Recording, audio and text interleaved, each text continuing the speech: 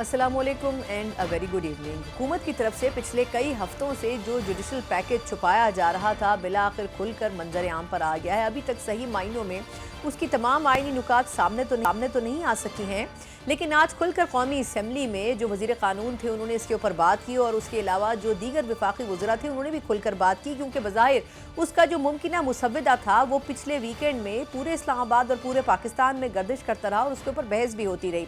लेकिन ये भी वाज़ेह हो गया कि हुकूमत की तरफ से लगता यह है कि होमवर्क मुकम्मल तौर पर किया नहीं गया था, क्योंकि अगर किया जाता तो जिस तरीके से सेनेट के अराकीन और कौमी असम्बली के हुकूमती मेंबरान को रोकने की कोशिश की गई इस वीकेंड पर, और ये इत्तलात थी कि इतवार के रोज़ रात गए ये बिल टेबल कर दिया जाएगा, लेकिन उसके बावजूद जब नंबर गेम में JUIFA और अख्तर मिंगल साहब जैसी जो शख्सियात थी उन्होंने साथ नहीं दिया, तो उसके बाद लगता यह है कि बज़ाहिर जो खबरें थीं कि शायद हुकूमत ये बिल पास करवा लेगी वो खबरें गलत साबित हुई और इसमें ये दुरुस्त कहा गया है कि हुकूमत की तरफ से नंबर गेम के हवाले से भरपूर तैयारी नहीं की गई थी और लास्ट मोमेंट के ऊपर जब JUIFA जैसी जमात ने अपने हाथ खींच लिए, जो कि बज़ाहिर पाकिस्तान तहरीक इंसाफ के लिए एक बड़ी कामयाबी है, हालांकि इसमें उनका कुछ खास किया गया नहीं है, लेकिन उसके बावजूद भी यकीनन JUIFA ने अपने उसूली मौक़िफ़ को अपनाया है और ख़ास तौर पर कुछ अमेंडमेंट्स की जो बात की है उनकी तरफ से, अगर वो अमेंडमेंट्स कर दी जाती हैं बुनियादी मुसव्वदे में तो फिर ये अहम डेवलपमेंट होगी कि क्या JUIFA भी वोट देने वालों में शुमार होगी या फिर नहीं होगी।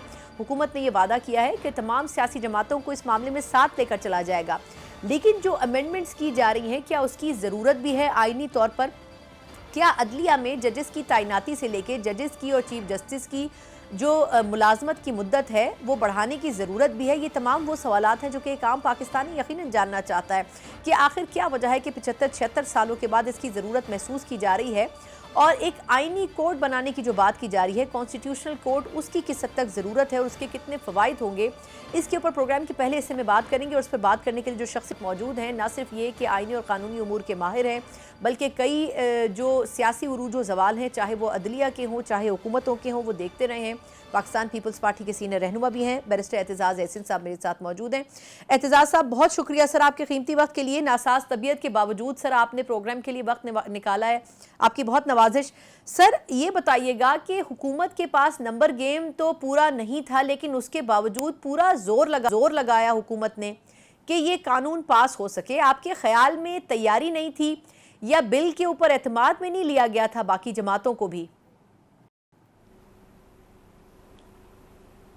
मुझे तो तलाश है बड़ी शिद्दत से उस अफलातून की जिसने हुकूमत को ऐसा जामे बिल, और वो भी आईनी तरमीम का बिल, आम कानून साजी का नहीं, जामे आईनी तरमीम का बिल जिसमें को 20 शिकों को इन्होंने तरमीम करनी थी, उसमें उसको हुकूमत ने किसने ये मशवरा दिया कि उसको वो हाउस में ले आए, इससे पहले कि बहुत सारे मामलात तय ना हो चुके हों, इससे पहले कि वो अपने इत्तेहादियों के साथ भी शेयर ना किए गए हों, अपने MNAs और सेनेटर्स के साथ भी शेयर ना किए गए हों, उनको सीक्रेट रखा हो, अंधेरे में रखा हो और सिर्फ ये कहा हो कि आपकी हाज़िरी यहाँ ज़रूरी है, और ये भी ना पता हो कि मार्जिन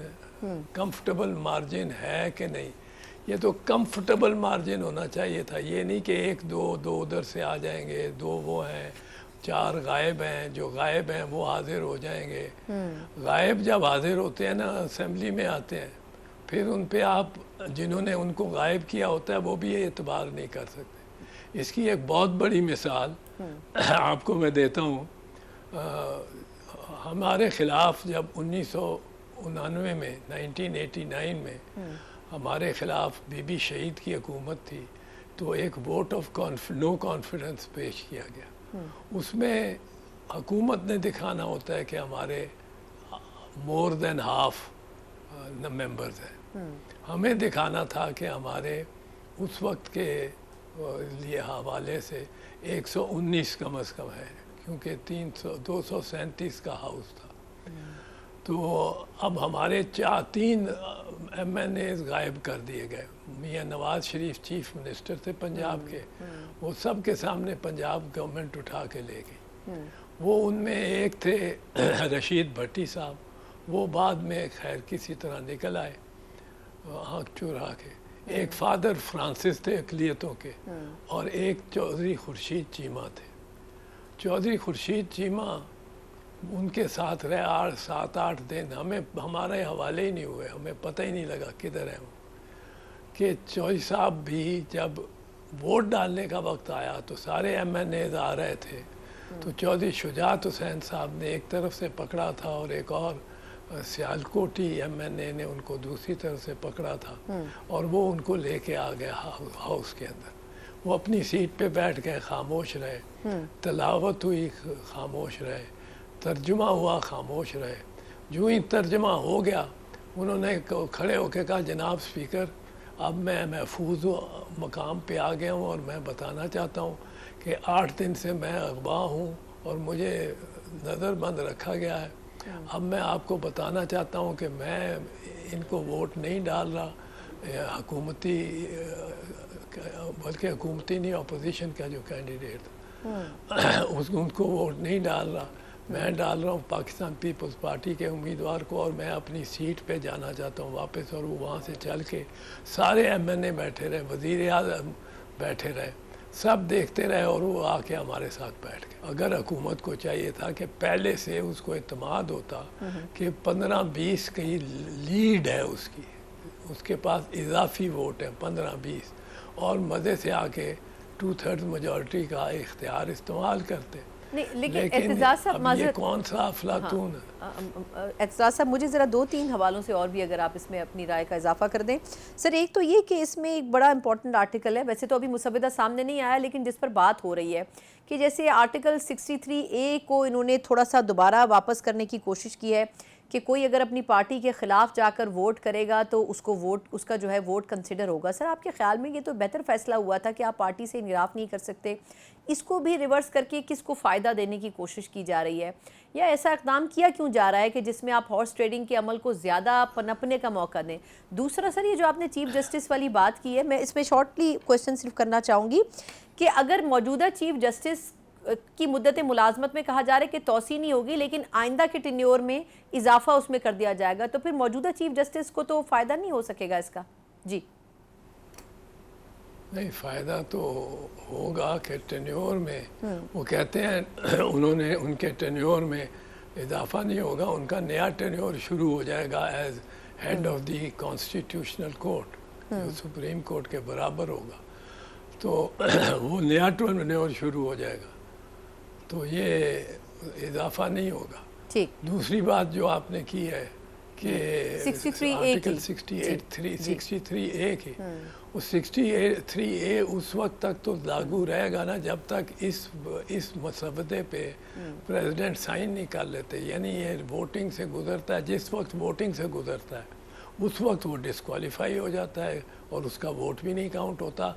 ये तो उस आइन के तहत होना है ना, इसकी काउंटिंग और गिनती वोटों की, जो कि अभी आइन बना हुआ है, जो आज आइन है, जो आज 63A है, तो उसका भी इनको कोई फ़ायदा नहीं कि ये उसको हटा दें तो आइंदा से लगेगा, इस वोटिंग पे तो यही लगेगा, वो पुराना 63A यानी ला हासिल होगा इनके लिए। तो इस वजह से ये भी कोई नहीं। अब यही मैं ढूंढ रहा हूँ कि कौन ये ऐसा अफलातून है जिसने ये दिया। आज बड़ी अच्छी तकरीर की है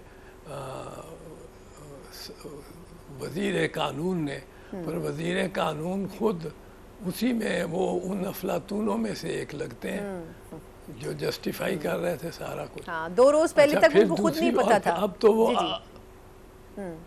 अब तो वो इस मिन्नत समाजत पे आ गए हैं, वो मिन्नत समाजत पे आ गए हैं कि भाई साहब PTI वालों, आप प्लीज़, हम नेक नियति से सब कुछ कर रहे हैं, आप अपना वोट डालो और हमारी तरमीम को एक्सेप्ट करो। अब ये क्या, ये तो बिल्कुल हार मानी हुई शिकस्त खुर्दा लॉजिक है। और फिर एक और देखें, मैं सोचता हूँ कि हम चाह रहे हैं कि आइन में और कौम में और माशरे में और सियासत में ये पार्लियामेंट को तस्लीम किया जाए कि ये सुप्रीम है, सुप्रीमेसी ऑफ पार्लियामेंट। बिल्कुल। और सुप्रीमेसी ऑफ पार्लियामेंट आपने करनी है अदलिया को ज़ेरे नगर करके, अदलिया को बेइख्तियार करके आपने सुप्रीमेसी ऑफ पार्लियामेंट साबित। पर जो 10 तारीख को 9 और 10 तारीख को हुआ है आपकी पार्लियामेंट में, जो लोग जो एमएनए आपके उठाए गए हैं पार्लियामेंट के अंदर से आके बत्तियां ऑफ करके और स्पीकर साहब बैठे हैं, नहीं उससे कम बेतौकीरी हुई है पार्लियामेंट की। नहीं एतजाज साहब सर, ये तो सर मुझे इसी में अगर एक सवाल की इजाज़त दें, ये आप दुरुस्त कह रहे हैं कि अदलिया के हवाले से बहुत बिल्कुल एक नई शक्ल अदलिया की बनाने की कोशिश की जा रही है। सर आपके ख्याल में अदलिया क्या इसको एक्सेप्ट कर लेगी, क्योंकि जजेस के हवाले से भी उनकी तैनाती, उनकी सिलेक्शन में हर जगह जुडिशल कमीशन के साथ इन्होंने पार्लिमानी कमेटी को नथी कर दिया है। तो आपके ख्याल में क्या अब अदलिया जिस तरह से नई पनप रही है इस्लामाबाद हाई कोर्ट की सूरत में या सुप्रीम कोर्ट की सूरत में, क्या ये हजम कर सकेगी वो ये फैसला या इस किस्म की अमेंडमेंट? ये नहीं हजम कर सकेगी। और इन दिनों में आप देखेंगी कि वकला बड़ी तादाद में, बहुत तादाद में अदलिया की दफा के लिए और मूवमेंट चलाने के लिए इन तरामीम के ख़िलाफ़ आ जाएगी। और ये इन्होंने जो इनडेफिनेटली डिफ़र किया है आज़म नज़ीर तारर साहब के मोशन पे, ये उस वक्त तक ये समझेंगे कि लोग इन तरामीम को, इन मुजवज़ा तरामीम को भूल ही गए और भूल जाएंगे लोग और ये लाएंगे ही नहीं इनडेफिनेटली। अगर तो तारीख दे दी होती ये कॉन्फिडेंट होते। इन्होंने बाहर वकला का मूड भी देख लिया। अब बयानात आने शुरू हो गए कायदीन के, वकला के, कि हम पैरा देंगे अदालतों की आईनी इख्तियारात का। और इन अमेंडमेंट्स के बारे में वो वकला की राय अक्सर ये है कि ये सेल्फ सर्विंग अमेंडमेंट्स हैं। अब वो मेरी राय हो या ना हो, पर वकला की बिल्कुल ये राय क्लियरली आ रही है, बड़ी क्लियरली। और मैं ये 6 महीने से कह रहा हूँ कि अगर अदालतों के साथ किसी इस गवर्नमेंट ने छेड़ा तो ये वकला इसमें बिल्कुल एक लहर की तरह उठेंगे, एक समुंदरी लहर की तरह, सुनामी की तरह उठेंगे। इस वक्त जो ज़रा खामोश भी हैं वो भी ये वकला अब इजाज़त नहीं दे सकते कि उनकी अदलिया की बेतौकीरी हो। सर इसमें अब एक और ज़िम्नी सवाल है सर, वो ये कि आपके ख़्याल में ये सियासी जमातों को भी तो खड़ा होना चाहिए ना इस पूरी सिचुएशन पे। सर JUI सिर्फ एक वाहिद जमात है जो इसमें क्लियर स्टांस पे नज़र आती है, यानी कि ना वो अभी हुकूमत के साथ है ना अभी इत्तेहादियों के साथ अपोजिशन में खड़ी हुई हैं। उन्होंने रिजर्वेशन दी है कि ये 2 नुकात होनी चाहिए। तो आपके ख्याल में कितनी इम्पोर्टेंट इस वक्त से है JUI की? क्या आपको लगता है कि वो टेबल टर्न कर सकती है, या जो बुनियादी तब्दीलियाँ ये लाना चाहते हैं अगर वो उसमें से रास्ते से हट जाए तो फिर गवर्नमेंट के लिए बड़ा आसान होगा लाना? 6 दिन के बाद, 12 दिन के बाद जब भी ये मिलती है फिर असेंबली, उस वक्त और भी हालात ख़राब होंगे हुकूमत के लिए।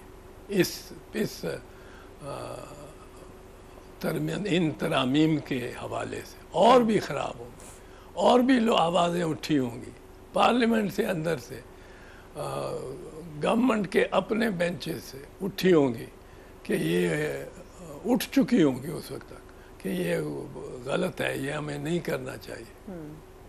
आप देखेंगे अब हाथ से गया आज़म नज़ीर तारर के, मेरे ख्याल में उसके हाथ से गया काम। वो जब खुद ही कह रहा था कि आप देखें हम नेक नीयत हैं, हम नेक नीयत हैं, आप हमें वोट दें, यानी 2 वोट के लिए वो सारी पार्लियामेंट को कह रहे थे मुत्तफ़िका होके एक होके हम करें, एक होके करें, ज़रूर करें, पर सही काम करें, एक होके और सही तरीके और अंदाज में करें। ठीक, सबको आप लें, कॉन्फिडेंस में लें।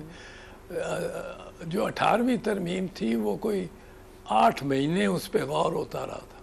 8 महीने 29 मेंबरान की सुप्रीम कोर्ट भी और हाई कोर्ट भी मेंबरान की कमेटी बनी थी 29, जिसमें सीनियर एडवोकेट जिस तरह एस एम जफ़र थे उस किस्म के एडवोकेट थे, और उन्होंने 8 महीने उसको कंसिडर कर कर के वो लेके आए थे फ्लोर पे हाउस के। ठीक ठीक, तो ये तरमीम तो बड़ा गौर खास होना चाहिए। बहुत बहुत शुक्रिया सर। एतजाज़ साहब हमारे साथ मौजूद थे, सीनियर माहिर भी हैं और सीजन पॉलिटिशियन हैं। किस हद तक ये तरमीम अगर तो हतमी शक्ल में कानून की सूरत में नाफिज होती है तो बहुत बड़ी तब्दीली अदलिया के हवाले से ले आएगी, लेकिन जिस तरह एतजाज़ साहब कह रहे थे कि रेजिस्टेंस तो अपनी जगह नज़र आएगा अदलिया के हवाले से भी और अदलिया की तरफ से भी, लेकिन अब देखना होगा कि सोशली ये सोसाइटी के हवाले से कितनी इसमें एब्जॉर्बेंस मौजूद है। टेक्निकल बुनियादों के ऊपर जो अमेंडमेंट्स की जा रही हैं उनके असरात क्या हो सकते हैं, इन तमाम चीज़ों के ऊपर भी बात करेंगे एक ब्रेक के बाद। ब्रेक के बाद एक बार फिर आपको खुशामदीद कहते हैं। एक तरफ मुस्लिम लीग नून के बानी कायद नवाज शरीफ साहब अपने भाई वज़ीर आज़म से और जो बाकी जमात के रुफ़का इस हवाले से काम कर रहे थे कि ये आइनी अमेंडमेंट बिल आखिर दोनों ऐवानों से मंजूर होनी है, उनसे नाराज़ नज़र आते हैं। दूसरी तरफ JYF जैसी जमात इस वक्त उस कलीदी पोजीशन में नज़र आती है जिसने ये तय करवाना है कि आया ये अमेंडमेंट हो सकेगी या फिर नहीं हो सकेगी। लेकिन लगता यह है कि उनकी तरफ से जो मुतालबात सामने आ रहे हैं उनको मद्देनज़र रखा जाए तो हुकूमत को वसी पैमाने पर यह माजरत करनी पड़ी कि हमें बाकी तमाम स्टेक होल्डर्स को भी एतमाद में लेना होगा। लेकिन जो अमेंडमेंट्स की जा रही हैं बुनियादी तौर पर क्या आइन और कानून में इसकी ज़रूरत महसूस भी की जा रही थी, चाहे जजेस की टेन्योर मुद्दत मुलाजमत में एक्सटेंशन की बात हो, चाहे उनकी तैनाती के तरीक़ाकार की बात हो, चाहे सू मोटो एक्शन लेने की बात हो या इस किस्म की दीगर अमेंडमेंट जो कि पिछले कुछ दिनों से ज़ेर गर्दिश रही। ऑफिशियली तो इस हवाले से हुकूमत ने किसी भी प्लेटफॉर्म के ऊपर ये इस हवाले से अफर्म नहीं किया कि वाकई इन अमेंडमेंट्स के ऊपर काम हो रहा है, लेकिन हल्के फुल्के अंदाज में जो बातें सर्कुलेट करती रही उससे लगता यह है कि बज़ाहिर ये तमाम की तमाम तरमीम एक नई अदालत की तश्कील करेगी, एक नई अदलिया के सिस्टम की तश्कील करेगी। लेकिन इस वक्त हम क्या उस स्टेज के ऊपर खड़े हैं कि ऐसी तश्कील अफोर्ड की जा सकती है या फिर नहीं। और पिछले कुछ अर्से के दौरान जिस तरीके से लोअर कोर्ट्स की तरफ से कोशिश ये की जाती रही कि वो उन तमाम इशूज़ के ऊपर जिस पर माजी में कभी खुलकर अदालतें बात नहीं करती थी उस पर बात करनी शुरू की है, तो देखना ये होगा कि क्या अदलिया इस पूरी अमेंडमेंट को जिसको जुडिशल पैकेज का नाम दे रहे हैं हजम भी कर पाती है या फिर नहीं, इसके असरात क्या होंगे। इसी के ऊपर बात करने के लिए मौजूद है ना सिर्फ के माहिर कानून भी हैं, सोशल एक्टिविस्ट भी हैं, जिब्रान नासिर, खासतौर पर सोशल मीडिया के ऊपर भी बड़े वोकल हैं। इनसे थोड़ा सा बात करते हैं और ये जानने की कोशिश करेंगे कि आया वाकई इसकी ज़रूरत महसूस भी की जा रही थी या फिर नहीं। जिब्रान, पहले तो बहुत शुक्रिया आपके कीमती वक्त के लिए। पहले तो ये बताइएगा कि ये जो अमेंडमेंट्स हैं ये अनऑफिशियली तो सर्कुलेट कर रही हैं, लेकिन हुकूमत तौजीह ये दे रही है कि जी 18वीं तरमीम में जब अमेंडमेंट्स जो नहीं कर सके हम वो कर रहे हैं, कुछ 19वीं अमेंडमेंट जो थी उसको रिवर्स कर रहे हैं। लग ये रहा है कि वो ये सब कुछ खिदमत खल्क के नाम पे कर रहे हैं। आप भी इससे एग्री करते हैं क्या? देखिए, जिस तरीके से कभी कह रहे थे दोपहर के 2 बजे, फिर 4 बजे, फिर 6 बजे, फिर 8 बजे, फिर 10 बजे, फिर यहाँ तक कहा गया कि शायद तहज्जुद के वक्त जो है असेंबली बैठे और यहाँ से मुलाकातें और वहाँ से मुलाकातें, तो ये तो इसमें कोई दो राय नहीं है कि उम्र के इस हिस्से में भी बुज़ुर्ग होने के बावजूद भी, ज़ईफ़ होने के बावजूद भी इनमें बहुत जान है, इनमें बहुत फुर्ती है, इनमें बहुत हिम्मत है। ये चाहें तो अच्छी लॉ मेकिंग भी कर सकते हैं और दिन रात लगा के लॉ मेकिंग कर सकते हैं। बिल्कुल। अब दूसरा सवाल ये पैदा होता है कि क्या ये अच्छी लॉ मेकिंग है कि नहीं है। तो उसमें एक अजीब मुअम्मा ये है कि कल रात 11 बजे मीडिया को बताया वज़ीर कानून ने कि मेरे हाथ में मुसवदा आ गया है, और रात 11 बजे मौलाना फजल रहमान जिनके घर का चक्कर लगाई जा रही थी हुकूमती वफ्त बार बार और विक्ट्री की साइन बिलावल भुट्टो बना के निकल रहे थे, पता नहीं दावत में खाना अच्छा था, उसकी विक्ट्री का साइन था, जो कि आइन के हवाले से, तरमीम के हवाले से तो बात नहीं हुई होगी, क्योंकि मौलाना गफूर हैदरी ने भी कहा कि हमें मुसवदा ही नहीं मिला। तो हमें जो चीज़ मिली वो ज़राए से मिली, हमें वो चीज़ें मिली जो चहम गोइयाँ इस्लामाबाद में हो रही थी और कुछ तस्वीरें कई आधी कुछ अधूरी हमारे सामने आ रही थी। तो हमें इसमें नज़र आया कि इसमें प्राइमरीली जो एक टग ऑफ वॉर चल रहा है अदलिया के साथ, जिस टग ऑफ वॉर के अंदर PTI भी एक टाइम के अंदर भुगतती रही है और इस वक्त जो है PDM की हुकूमत भुगत रही है, मगर बात सवाल ये उठता है कि क्या वो सही भुगत रहे हैं या गलत भुगत रहे हैं। अगर उनकी शिकायत ये है कि जब जब custodian of the constitution supreme court of Pakistan अपना फुट डाउन रखती है और कहती है कि आइन पे समझौता नहीं होगा और आइन की अमल दरामद वैसे ही होगी जैसे आइन में लिखा है, तो ये बात क्यों गिरा करती है हुकूमत को। देखिए कि बहुत कुछ कहा जाता रहा उमर अतिया बंदयाल साहब की कोर्ट के हवाले से कि ये तो हम ख्याल बेंच है और ये सिर्फ खान साहब की तायद करती है, मगर आपको याद होगा कि खान साहब के खिलाफ जो वोट ऑफ नो कॉन्फिडेंस लाने की कोशिश नाकाम बनाई थी स्पीकर ने, उसके खिलाफ उन्हीं हम ख्याल बेंच ने फैसला दिया था और उन्होंने कहा था कि भाई आइन के अंदर एक हद है, इससे ज्यादा हम फ्लेक्सिबल नहीं हो सकते, ये करारदाद आएगी और पार्लियामान को वोट करना पड़ेगा। बिल्कुल। उसके बाद जब ये बात हुई रिजर्व सीट्स के हवाले से, और रिजर्व सीट्स के हवाले से आइन क्या कहता है, तो 12 जुलाई का फैसला आया, तो ये अब नागवार गुजर रहा है। नहीं, लेकिन जिब्रान, मुझे एक सवाल की इजाजत है, माज़रत आपकी बात काट रही हूँ, लेकिन मुझे ये बताएं, जिस तरह ये आपने गालिबन आप कॉन्स्टिट्यूशन कोर्ट्स का हवाला दे रहे हैं, लेकिन ये तो एक हवाला ये दिया जा रहा है कि 18वीं तरमीम में कॉन्स्टिट्यूशनल कोर्ट्स की बात की थी 2 बड़ी जमातों ने, उसके ऊपर अमल दरामद की, इतने साल नहीं कर सके, अब चले बिलाखिर उनको 2006 के बाद ख्याल आ रहा है, तो ये फ़ायदेमंद है या आपके ख्याल में इसकी ज़रूरत नहीं थी? ये कह रहे हैं 26 लाख केसेस अदालतों में पड़े हुए हैं, तो आपके ख्याल में क्या कॉन्स्टिट्यूशनल कोर्ट्स हैं तो फिर जो दीगर कोर्ट्स हैं उनको भी फाल नहीं होना चाहिए? देखिए, पहली बात तो ये कि कॉन्स्टिट्यूशनल कोर्ट क्या है, उसकी definition practice and procedure act के अंदर आ चुकी है, जो इसी पार्लियामेंट ने बनाई थी, इसी पीडीएम हुकूमत ने बनाई थी, जिसके तहत उन्होंने कहा था कि जो 5 टॉप सीनियर जजेस हैं सुप्रीम कोर्ट के, वो तमाम तर कॉन्स्टिट्यूशनल मैटर्स सुनेंगे। उन 5 जजेस पे मुश्तमिल एक बेंच बनेगी। तो आपको अगर कुछ करना था लोड हल्का करने के लिए सुप्रीम कोर्ट का, तो आप ये काम करते कि सुप्रीम कोर्ट में जजेस की तादाद बढ़ा देते। उस हवाले से भी कुछ कंट्रोवर्सी है, मगर अब ऐसा तो नहीं किया जा सकता कि जो भी तरमीम ला रही है उसको हम बदनीयती से देखें। तो आप तादाद बढ़ा देते सुप्रीम कोर्ट की, ताकि विद इन सुप्रीम कोर्ट जो एग्जिस्टिंग जजेस हैं उन्हीं में से कुछ डेडिकेटेड कॉन्स्टिट्यूशनल मैटर्स देख लें, कुछ डेडिकेटेड फौजदारी के क्रिमिनल मैटर्स देख लें, और कुछ डेडिकेटेड दीवान निज़ामी यानी कि सिविल मैटर्स देख लें। मगर हम क्या कर रहे हैं कि हम एक नई कोर्ट बना रहे हैं, उस नए कोर्ट के अंदर कहीं ये नहीं लिखा कि मौजूदा सुप्रीम कोर्ट का जज ही उसका चीफ जस्टिस बनेगा, वो चीफ जस्टिस बाहर से भी आ सकता है। कहीं ये नहीं लिखा कि मौजूदा सुप्रीम कोर्ट के जजेस इसकी कॉम्पोजिशन करेंगे, वो हाई कोर्ट के लेवल पे से भी आ सकते हैं, या कोई ऐसे वकील भी आ सकते हैं जिनके पास सुप्रीम कोर्ट की एक मखसूस मुद्दत की प्रैक्टिस हो। ये जजेस जब आएंगे तो जो 184(3) का इख्तियार है पब्लिक इंटरेस्ट लिटिगेशन का, पब्लिक इंटरेस्ट मामलात का, वो सारा का सारा इस नई कोर्ट को दिया जाएगा। 199 यानी कि हाई कोर्ट जो कॉन्स्टिट्यूशनल जुरिसडिक्शन के अंदर फंडामेंटल राइट से केसेस सुनती है, उसमें से जितनी अपीलें निकलेंगी वो भी ये नई आईनी कोर्ट सुनेगी, मौजूदा कोर्ट नहीं सुनेगी। और अगर हाई कोर्ट किसी लेवल के ऊपर आइन के किसी आर्टिकल की तशरीह करती है और उसका मामला ऊपर सुप्रीम कोर्ट के लेवल पे जाता है, तो वो भी उधर चला जाएगा। और जो मौजूदा केसेस इस नौइयत के पड़े हुए हैं सुप्रीम कोर्ट में फंडामेंटल राइट्स के हवाले से, जैसे कि अपील पड़ी हुई है सिविलियंस का मिलिट्री कोर्ट में ट्रायल होना चाहिए कि नहीं, वो ट्रांसफर हो जाएगा आईनी अदालत में। कोई भी आइन की तशरीह के हवाले से मैटर, जैसे कि रिजर्व सीट्स और इसकी इम्प्लीमेंटेशन का मैटर, वो भी ट्रांसफर हो जाएगा वहां पे। तो ये जो चीज हम करने जा रहे हैं, और इसके साथ साथ इसमें मजीद हमने चेंजेस ये कर दिए कि सुप्रीम कोर्ट के ऊपर बाइंडिंग होंगे इस कोर्ट के फैसले। अच्छा, ना सिर्फ ये, जजेस की तैनाती कैसे होनी है वो जुडिशल कमीशन का काम है। जुडिशल कमीशन में सुप्रीम कोर्ट के जजेस की तादाद कम करके आईनी कोर्ट के जजेस की तादाद और नुमाइंदगी बढ़ाई गई, और साथ में नुमाइंदगी बढ़ा दी गई है और डाल दी गई है सेनेट की और नेशनल असेंबली की। यानी कि मौजूदा सुप्रीम कोर्ट जो है वो माइनॉरिटी बन जाएगी जुडिशल कमीशन के अंदर। इसी तरीके से जो सुप्रीम जुडिशल काउंसिल है, जिसने रेफरेंस भेजना होता है, जजेस को फारिग करना होता है, उनके खिलाफ कार्रवाई करनी होती है, उसमें अक्सरियत रख दी है नई आईनी कोर्ट के आने वाले जजेस की। और मौजूदा सुप्रीम कोर्ट का सिर्फ अकेला चीफ जस्टिस बैठेगा, उसके साथ कोई और जज नहीं होगा। तो आप हर तरीके से अगर इस बात पे एग्री भी कर जाएं कि जी मंसूर अली शाह साहब जो हैं उन्हीं को चीफ जस्टिस बनाया जाए अगला 26 अक्टूबर को, तो उनके इख्तियार जो हैं और उनकी जो ताकत है और जो उनका ऑफिस है वो बहुत ज्यादा महदूद कर दिया जाएगा कि वो जो फीता काटने के लिए कोई सरबराह होता है वो फीता काटने के लिए रह जाएगा। बिल्कुल ठीक। अच्छा, लास्ट क्वेश्चन जिब्रान, एक तो ये बताइएगा कि ये जो उम्र की हद बढ़ाने की बात कर रहे हैं, बहुत से माहिरीन ये राय दे रहे थे कि शायद किसी एक शख्सियत को दोबारा एक्सटेंड करने के लिए सब किया जा रहा है। वो एक शख्सियत जो है वो तो कह चुकी है कि मैं एक्सटेंशन नहीं चाहता हूँ, लेकिन अगर सब के लिए किया गया तो मैं भी फिर उसमें शामिल हो सकता हूँ। क्या ऐसा तो नहीं कि इस शख्सियत के लिए सब कुछ हो रहा है जो बज़ाहिर ये लेना नहीं चाहती है? और दूसरा ये कि क्या ऐसी शख्सियत को आप कॉन्स्टिट्यूशनल कोर्ट में शिफ्ट कर सकते हैं? आपके ख्याल में क्या बाकी जजेस इस चीज़ को एक्सेप्ट करेंगे, ये जो कुछ हो रहा है? क्योंकि अब तो ये बात ज़ुबान ज़द-ए-आम हो चुकी है।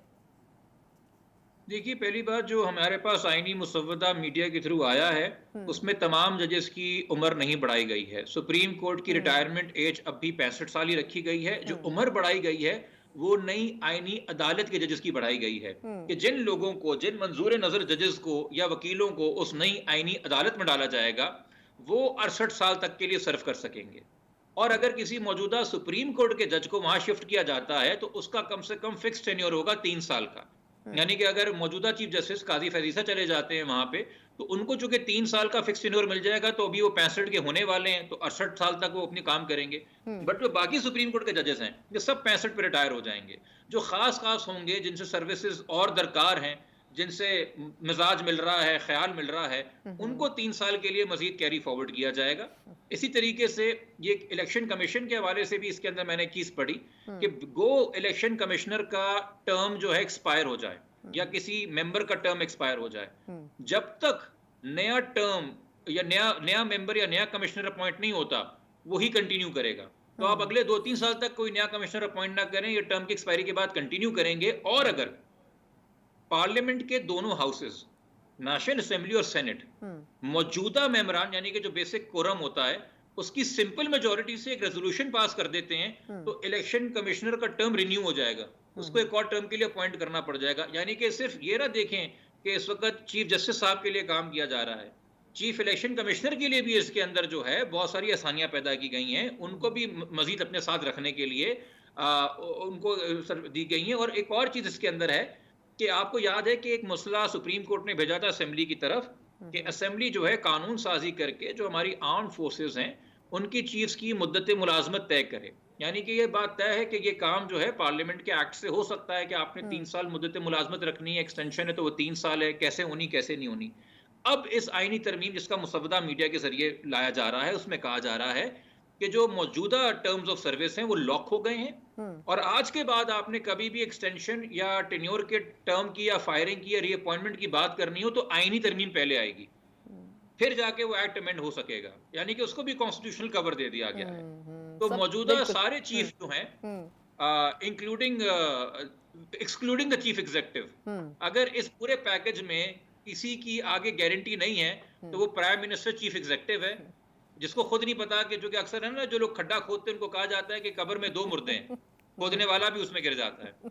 बाकी सारे चीफ्स के लिए इसमें एम्पल प्रोटेक्शन है। बहुत बहुत शुक्रिया। जिब्रान नासिर साहब हमारे साथ मौजूद थे और बड़े ही डिटेल्ड में उन्होंने हमें बताया कि इस हुकूमत की तरफ से जो गलतियां की जा रही हैं, शायद यही वजह है कि JUIF और पाकिस्तान तहरीक इंसाफ जैसी अपोजिशन की बड़ी जमातें इसके ऊपर एतराज़ात आयद कर रही हैं। हुकूमत गलती में सही, लेकिन ऐसे इक़दाम ना करे जिनसे बाद में आने वाली हुकूमतों के लिए मसाइल पैदा हों। एक मुख्तसर वक्फा और उसके बाद इस हवाले से बात करने जा रहे हैं कि अदलिया इस फैसले के ऊपर बज़ाहिर अभी तक खामोश नज़र आती है। जुडिशल कमीशन का एक इजलास गुज़िश्ता हफ्ते के दौरान हुआ तो था, लेकिन उससे भी कोई खबर सामने नहीं आ सकी। आखिर वजह क्या है कि अदलिया क्या खामोशी के साथ इस पैकेज को एक्सेप्ट कर लेगी या फिर रेजिस्टेंस का मुजाहरा करेगी? इस पर बात करेंगे एक ब्रेक के बाद। ब्रेक के बाद एक बार फिर आपको खुशामदीद कहते हैं। जिस तरह हमने पिछले सेगमेंट में डिटेल में इस पर जिक्र किया था कि किस तरीके से हुकूमत क्या हिकमत अमली मुरतब करके ये बिल लाना चाहती है, लेकिन जुडिशल पैकेज के नाम के ऊपर जो आईनी तरामीम इस वक्त ज़ेर गौर हैं, इसके ऊपर बज़ाहिर अदलिया की तरफ से कोई ख़ास गुफ्तगू नहीं की जा रही है। जुडिशल कमीशन का एक इजलास गुज़िश्ता हफ्ते ज़रूर तलब किया गया था, लेकिन उसमें भी एक जज साहब नाराज़ होकर उठकर चले गए थे जब उनको मुनासिब जवाब अटॉर्नी जनरल की तरफ से नहीं दिया गया था। लेकिन देखना ही होगा कि आया इस हवाले से क्या गुफ्तगू हो सकी है या फिर नहीं। और जिस तरीके से पिछले चंद माह के दौरान अदलिया से रेजिस्टेंस की आवाज़ें आती रही हैं, उससे बज़ाहिर ये मुश्किल नज़र आ रहा है कि अदलिया अपने हाथ बांधने की इस किस्म की कोशिश को कम अज़ कम एड्रेस नहीं करेगी और ख़ामोश रहेगी। ये भी आपको बता दें कि मुजवज़ा आईनी तरमीम को कलअदम करार देने के लिए सुप्रीम कोर्ट में एक दरख्वास्त भी कुछ वकला की तरफ से दायर की गई है, लेकिन ख़ुद अदलिया क्या स्टैंड लेती है, इसी के ऊपर बात करने के लिए मेरे साथ मौजूद हैं कानून जस्टिस रिटायर शाइक उस्मानी साहब। शाइक साहब, बहुत शुक्रिया सर आपके वक्त के लिए। सर ये बताइएगा कि आप खुद भी अदलिया का हिस्सा रहे हैं, आपके ख्याल में जिस आईनी तरमीम की मुमकिना नुकात के ऊपर बात हो रही है, आपको लगता है कि किसी भी अदलिया के लेवल के ऊपर क्या माहौल ऐसा लगता है कि ये एक्सेप्ट कर सकेगी अदलिया जो अमेंडमेंट्स इस वक्त ज़ेरे गुफ्तगू हैं? देखिए, जहाँ तक कि अदलिया का ताल्लुक है, अदलिया का तो इसमें कोई से नहीं है। अगर गवर्नमेंट के पास और पार्लियामेंट के पास मेजॉरिटी है, जो रूलिंग गवर्नमेंट है उसके पास मेजॉरिटी है, 2/3 मेजॉरिटी अगर है दोनों हाउसेस में, तो वो तो कोई अमेंडमेंट ला सकती है। अदलिया तो कुछ नहीं कर सकती उसके मुतालिक। अदलिया तो उसको रोक नहीं सकती। ये अलग बात है कि जब वो हो जाए, अमेंडमेंट हो जाए, तो उसके बाद कोई उसको चैलेंज करे तो उसको बाद में देखेगी अदलिया। तो अदलिया का इसमें अपना कोई रोल नहीं है। और ये अलग बात है कि चूंकि जो चीज़ें अमेंडमेंट कर रहे हैं उसमें अदलिया में काफ़ी चेंजेस लाने की कोशिश कर रहे हैं। तो इस वजह से अदलिया के अपने व्यूज़ यकीनन होंगे इसमें, लेकिन वो उनके व्यूज़ के होने से कोई फ़र्क नहीं पड़ता। तो जब उनके सामने कोई केस आएगा इस किस्म का, फिर उस पर वो बहस कर सकते हैं। बिल्कुल ठीक। अच्छा सर, ये जो कॉन्स्टिट्यूशनल कोर्ट की बात की जा रही है, वैसे तो 18वीं तरमीम में पहली दफ़ा कॉन्स्टिट्यूशनल कोर्ट्स की इस्तिलाह निकाली गई थी, लेकिन उस पर अमल नहीं हो सका। आपके ख्याल में इसकी किस हद तक ज़रूरत है हमारे सिस्टम में रहते हुए, जब सुप्रीम कोर्ट, हाई कोर्ट्स और लोअर कोर्ट्स मौजूद हैं? इससे कुछ मामलात बेहतर हो सकेंगे या नहीं? देखिए, मेरे व्यूज़ में तो मेरे ख्याल में कॉन्स्टिट्यूशनल कोर्ट की अशद ज़रूरत है हमें, क्योंकि हमारे यहाँ होता ये है कि यहाँ पे हमारे मुल्क में जो है कोई अपने खिलाफ कोई फैसला बिल्कुल एक्सेप्ट नहीं करता, ख़ास तौर से सियासतदान जो होते हैं। तो सियासतदान फ़ौरन सुप्रीम कोर्ट भागते हैं उसको नलीफाई करने के लिए। तो इस वजह से हमारी सुप्रीम कोर्ट्स जो हैं उसमें इतने पॉलिटिकल केसेस आ गए हैं और उनको फ़ौरन लिया जाता है, फ़ौरन उस पर डिस्कशन होती है और टाइम उस पर ज़ाया होता है। तो उसमें जो सुप्रीम कोर्ट का या कोर्ट्स का काम है कि लोगों के जो डिस्प्यूट्स हैं उसको देखे और उसको फाइनल फैसला करे। कमर्शियल डिस्प्यूट्स होते हैं बड़े बड़े करोड़ों अरबों लोगों केस के रुपए के, वो वैसे के वैसे पड़े रह जाते हैं और ये इन मामलात पर बहस होती रहती है। तो ये तो हमारे सोसाइटी के लिए सही नहीं है। तो इस वजह से ज़रूरी था कि कोई एक अलग कोर्ट ऐसी बनाई जाए जिसमें कि हमारे सियासतदान और दूसरे लोग जिनके अपने पर्सनल मैटर्स होते हैं वो उसमें जाएं और जाके बहस करते रहें और बाकी लोगों को तकलीफ ना हो। ठीक। अच्छा, लास्ट क्वेश्चन सर, ये बताएगा कि आपके ख्याल में ये जो चीफ जस्टिस की मुद्दत मुलाजमत या टेन्योर बढ़ाने की बात की जा रही थी, बाद में खैर वो शिक वापस ले ली गई एतराज़ के बाद, आपके ख्याल में उसकी ज़रूरत थी कि 65 साल से 68 साल कर दी जाए या 3 साल का टेन्योर कम अज़ कम होना चाहिए? ऐसी कोई शिक आपके ख्याल में ज़रूरी होती है या इसकी ज़रूरत महसूस की जानी चाहिए थी बुनियादी तौर पर? मेरे ख्याल में तो कोई ज़रूरत नहीं थी उसकी। 65 बिल्कुल सही उम्र है एक जज के लिए। देखिए, जज को जो बहुत से फैसले करने पड़ते हैं, उसकी जो सलाहियतें हैं वो पूरी परफेक्ट होनी चाहिए, तब वो फैसले कर सकता है। 65 के बाद, उम्र के बाद, हर एक इंसान की सलाहियतें जो हैं में कमी वाक़ई हो जाती है। तो ज़रूरी है कि वो ऐसी उम्र में हो कि वो सही फैसले कर सके। तो मेरे ख्याल में 65 बिल्कुल सही उम्र थी और उसको चेंज करने की कोई ज़रूरत नहीं थी। बहुत बहुत शुक्रिया जस्टिस जज शाइक उस्मानी साहब, सीनियर हमारे साथ मौजूद थे। यकीनन जो लोग इस शोबे से मुंसलिक हैं जिसमें बड़ी वाज़ेह तब्दीलियाँ करने की इस हुकूमत की कोशिश है, कम से कम उन लोगों से कंसल्टेशन बड़ी ज़रूरी थी, लेकिन लगता यह है कि शायद उन लोगों से कंसल्टेशन के बगैर ये गौर व गौर सिर्फ हुकूमती सतह के ऊपर और सियासी जो मुबल्लिगीन हैं उनकी तरफ से किया जा रहा है। लेकिन अब देखना होगा कि अगर इसके ऊपर अमल दरामद कर लिया जाता है तो उसके असरात आने वाले वक्त में कैसे नजर आएंगे। इसी नोट के साथ प्रोग्राम से मुझे इजाज़त दीजिए। अल्लाह हाफ़िज़।